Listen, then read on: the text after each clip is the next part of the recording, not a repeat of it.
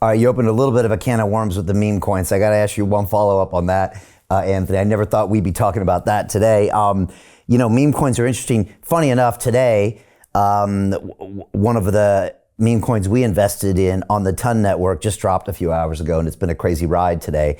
I was in Dubai in April at Token, and a few people came up to me and said, "Oh, have you thought about doing a meme here and there?" And I was like, "No, I never have, but it would be foolish of me to not want to learn more about this." And if you look at Shiba and Doge, they never moved in their ranking of the top, 12 market caps through the whole cycle.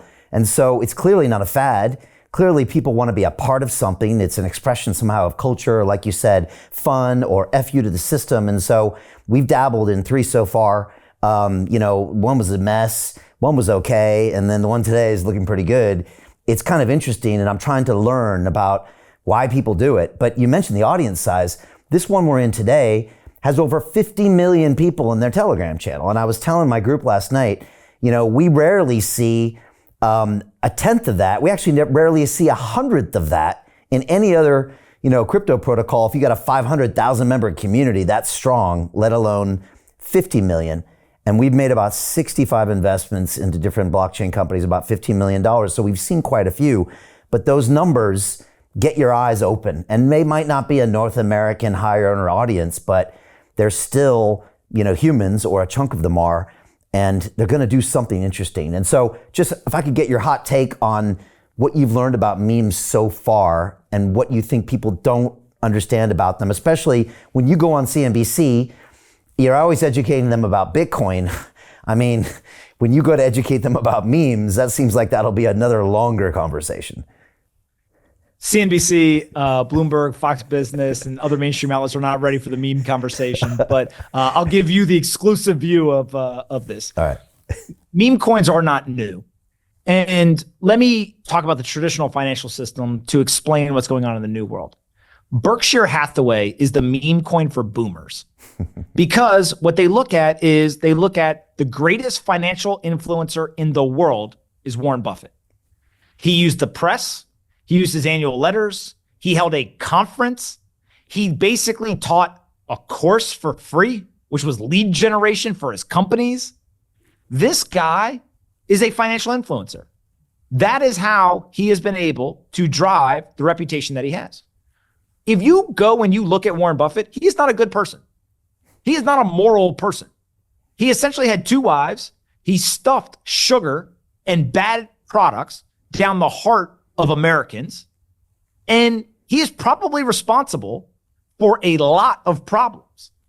If you were a moral person, you would say, you know what? I'm not going to try to get America hooked on sugar.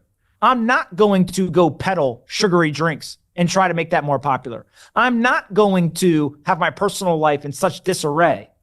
But instead, we look at it and we say, he actually is this great grandpa. He's very humble.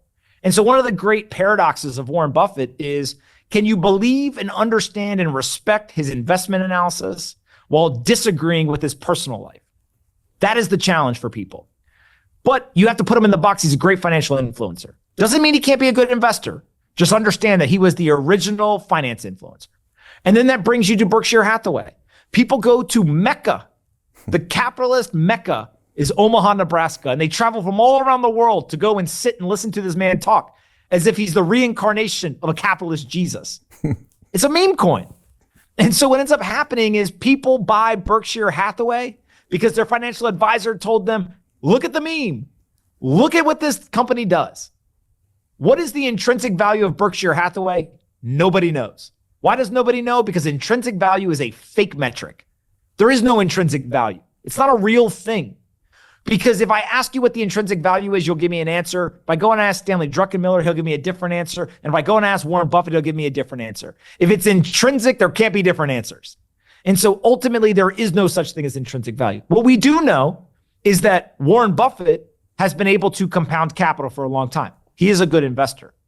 But Warren Buffett also has heavily relied on the fact that his father was a congressman, that he has direct connections to people in politics. And so therefore, again, using his influence to get deals that other investors would not be able to get. Good businessman. Hey, I know investing in crypto is scary. It takes a real leap of faith because there are so many scams, rug pulls, and bad actors out there. It's a dangerous business, which is why 95% of people lose all their money. Well, that's why I created the London Real Investment Club, so you can access the hottest deals on the planet and use the crypto bull market to create the generational wealth that you deserve.